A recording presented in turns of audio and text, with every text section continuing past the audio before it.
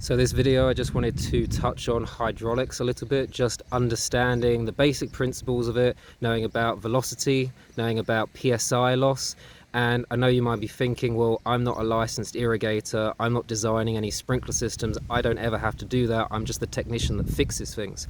Well, this house, they had an AVB, and like a lot of the houses in this area or in this neighborhood, they've been installed incorrectly. So an AVB is not meant to be under constant pressure, and it's meant to go after the control valves. For some reason in this area, they decided to install them like PVBs, so they're under constant pressure, they're before the control valves. So in other words, they're not working, they're just an expensive elbow. So this guy used to be up by the house in the flower bed, so what we did was he cut that out, cut it below grade, and then just tied it back into itself, so it's basically just pipe tied back in. And then we went over here where the isolation valve was, and we installed a double check and an isolation valve. Now this AVB is an 1.5 inch AVB, so you might be thinking, well, if this is 1.5 inch, that means that my double check is also going to have to be 1.5 inch. That would be incorrect. So this system, when it was originally installed, was spray nozzles, so that meant that every single zone had a very high gallons per minute, which is why the whole system was installed in 1.5 inch mainline and then getting reduced down to finally the last head, which is probably on 1/2 inch, but very large and oversized pipes. Today we just use 1 inch and 1/2 inch. Some people like to use 3/4, but majority is 1.5. The reason why I didn't do a 1.5 inch double check is completely unnecessary. The largest zone on this property is less than 20 gallons per minute. When these zones used to be spray nozzles, they were probably well over 30 gallons per minute, but now their biggest zone is probably about 17 or 18. A 1 inch double check will run up to 30 gallons per minute.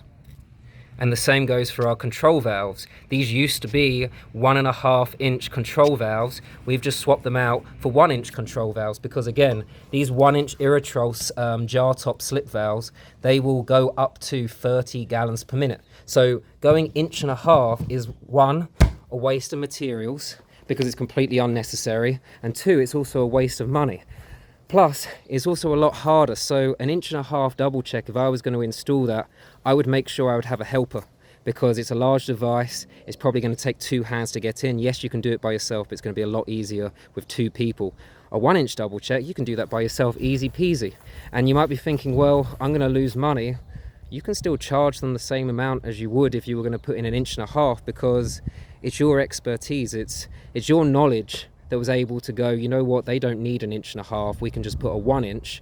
I might not charge them the full amount, but I'm definitely still going to charge them a little bit more than I would. So it's really important that you understand hydraulics, understand flow, understand PSI loss, understand velocity, making sure that your water isn't moving over 5 feet per second.